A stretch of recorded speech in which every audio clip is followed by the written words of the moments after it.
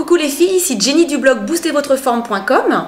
Bienvenue dans cette nouvelle vidéo et je me trouve aujourd'hui dans le salon de thé du Moulin de Courtangis, magnifique boutique de décoration à Saint-Jean-des-Échelles, chez Karine Bemelmans, que je remercie vivement de nous accueillir. Et je me trouve en compagnie de Nathalie Martin. Nathalie, tu es coach en développement personnel.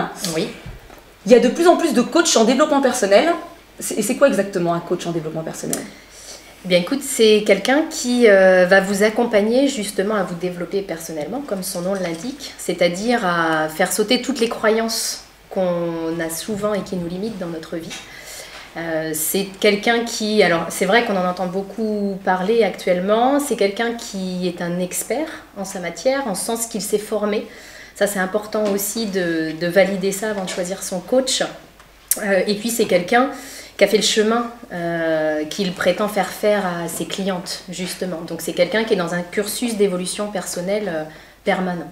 D'accord. Et alors toi, ta spécialité, c'est la résilience. C'est ça. C'est quoi la résilience ? Eh bien en fait, c'est la capacité de pouvoir te construire malgré les épreuves et malgré les échecs que l'on rencontre tous de toute façon dans notre vie. Donc c'est vraiment c'est non seulement l'idée de rebondir, mais c'est aussi l'idée de rebondir encore plus haut, tu vois, de faire des épreuves une force en fait. D'accord, parce que justement, on prend toutes des claques dans sa vie, hein, il nous arrive toutes des épreuves, et je suppose qu'en fonction des caractères, on ne réagit pas forcément toutes de la même manière. Et qu'est-ce que tu nous conseilles, toi, justement, par rapport à ça ? Quelle attitude est-ce qu'on peut adopter quand on se prend des claques dans la vie ? Ben écoute, je te dirais que la première, c'est de l'accepter. C'est vrai que très souvent, et d'une parce qu'on a tout un rythme de fou, on met un petit peu notre mouchoir par-dessus, tu sais, et puis on a tendance à vouloir être superwoman et à dire non, c'est bon, je continue. Et finalement, on nie ce qui nous est arrivé. Ça, c'est une première réaction qui peut se produire. Or, si tu es dans la négation, c'est comme si, tu sais, le vase de ta vie était fêlé. Et cette petite fêlure-là, à un moment donné, ça va faire péter ton vase quand tu vas te reprendre un autre échec, finalement. Donc ça, c'est une première réaction qui est vraiment nécessaire. Il y a une deuxième réaction qui est celle de s'endormir sur sa douleur. Tu vois, c'est les deux extrêmes un petit peu. C'est le fait de vraiment s'apitoyer et puis de rester dans son coin et de promener sa souffrance comme ça sur des années. Donc c'est vrai ce que tu dis, ça dépend de notre caractère, mais en même temps notre caractère, au fur et à mesure des années, on se l'est fabriqué. Et justement pour moi les épreuves, c'est l'occasion de remettre tout ça à plat, tu vois, de te dire qu'est-ce qui m'empêche d'avancer dans ma vie, qu'est-ce que ça fait ressurgir cette blessure-là. Donc les petites astuces que je pourrais donner, c'est oui, de l'accepter et puis de voir ce que je peux en sortir. Voilà, d'accepter aussi les émotions parce que c'est vrai que souvent les émotions font peur. Tu sais, on se dit si je me mets à craquer, je vais jamais m'arrêter. Et ça, on connaît personne qui ne se soit jamais arrêté de sa vie de pleurer juste parce qu'il a commencé, quoi. Donc c'est vraiment d'être aussi à l'aise avec nos émotions et puis de ne pas lutter. Je pense que tant qu'on lutte contre ça, on rajoute de la souffrance à la souffrance. D'accord. Alors moi j'ai justement écrit un article intitulé La bonne attitude. Et dans cet article, parmi plein de petites choses, de petits points que je pouvais soulever, que j'essaie moi personnellement de suivre, hein, parce que je suis une personne heureuse. Enfin, je peux le dire, je suis une personne heureuse et je suis quelqu'un qui cherche toujours à trouver du positif dans le négatif. C'est-à-dire que, comme tout le monde, hein, j'ai eu mon lot de souffrances, je n'ai pas une vie parfaite, j'ai des petits problèmes et je cherche toujours à tirer du positif dans le négatif. Et justement, comment est-ce qu'on peut faire en sorte que quelque chose de négatif devienne quelque chose de constructif? Est-ce que tu as des petits exercices à nous faire pour ça? Ce que tu dis est intéressant parce que tu dis que tu es une personne heureuse et que tu essayes toujours de. Et c'est vrai que c'est ça, l'idée d'être heureuse, c'est un état d'esprit, c'est une décision. Ça commence par là pour moi.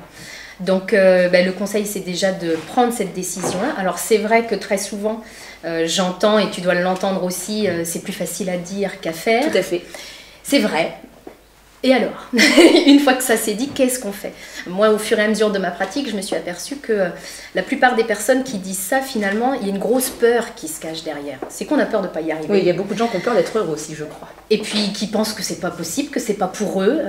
C'est vrai que c'est pas un truc qu'on nous a appris à l'école. Le fait de cultiver cet état d'esprit et cette joie de vivre, on ne nous l'apprend pas à l'école. Nos parents ne nous l'ont pas appris parce qu'ils ne le savaient pas eux-mêmes. On ne peut pas transmettre quelque chose qu'on n'a pas reçu. Tout à fait.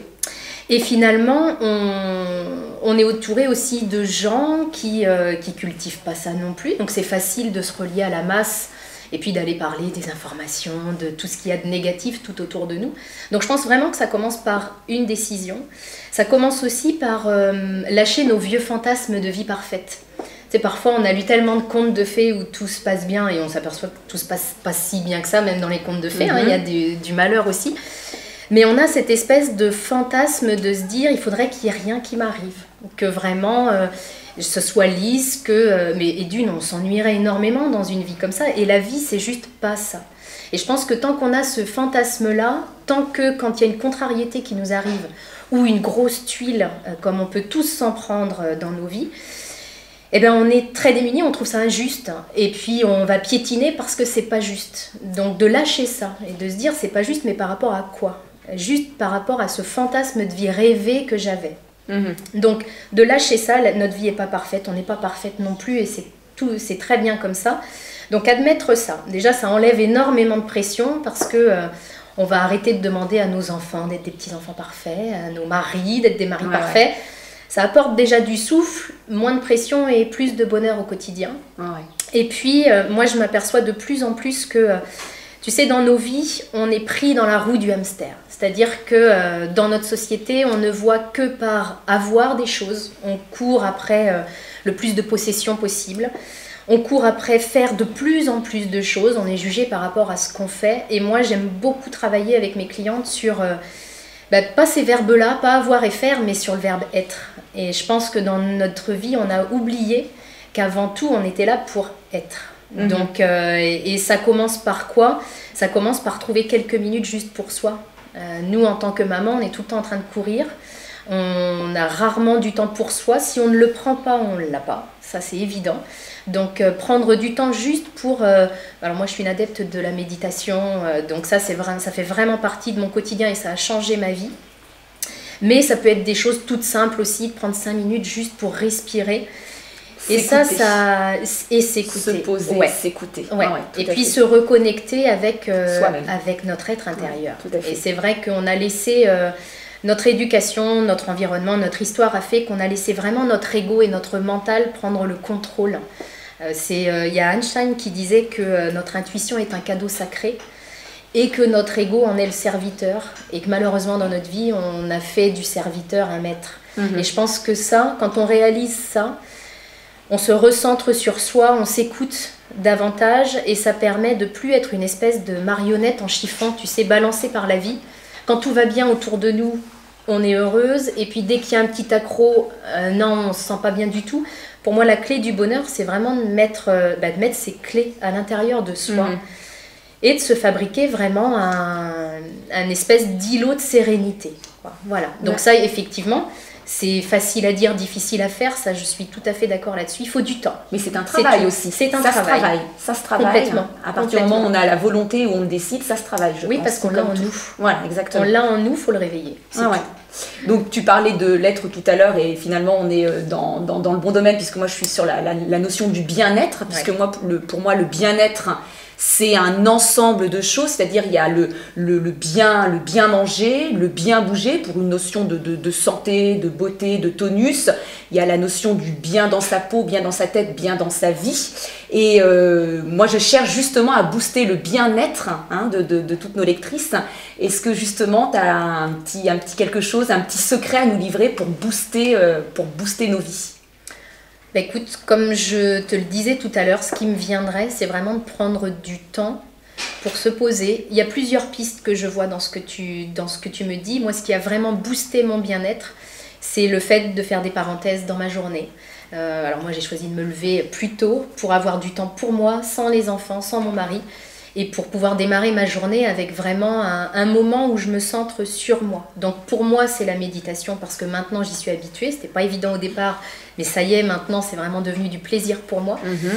De prendre des moments où il y a aucun bruit parce qu'on s'étourdit par le bruit. Il y a toujours du bruit autour de nous et ça, c'est pas propice au bien-être du tout. Donc d'avoir des moments de silence où il n'y a pas de radio, pas de télé, pas de bruit de fond, rien. D'accord. De faire des sevrages médiatiques. Les informations matin, midi et soir, c'est loin d'être propice au bien-être et à la sérénité. Donc je dirais que déjà, en essayant ces 3 choses-là, en quelques temps, c'est clair que... on voit le changement. On voit le changement. D'accord, d'accord. Donc tu as une méthode, toi, tu as une méthode de travail. Tu as un site que je rappelle, nathalie-martin.com, c'est bien ça. Et parle-nous justement de cette méthode. Comment tu travailles? Tu as mis un programme en place, je crois, parce que ça va peut-être intéresser certaines des personnes qui nous écoutent. Je veux bien que tu nous en parles, s'il te plaît. Oui, effectivement, je travaille avec des femmes qui ont vécu un choc de vie. Donc que ce soit un divorce, un licenciement ou un deuil. Et qui veulent vraiment s'en sortir, se sortir de cette espèce de paralysie, tu vois, qu'elles ont dans leur vie. Et puis de cette trouille de ne jamais s'en sortir. Donc en fait, je les accompagne, j'ai construit un programme en 5 étapes. Et je les accompagne pour que non seulement elles puissent s'en relever, mais aussi rebondir encore plus haut. Donc je les accompagne jusqu'à ce qu'elles aient trouvé le sens profond de leur vie. Voilà. Ok, donc je rappelle ton site, nathalie-martin.com. Merci Nathalie de ton intervention. Merci à Karine Bemelmans du Moulin de Courtangis de nous avoir accueillis dans ce superbe endroit. Rejoignez sa page de Facebook, Moulin de Courtangis Décoration. Et en ce qui me concerne, je vous dis à très très bientôt pour une prochaine vidéo.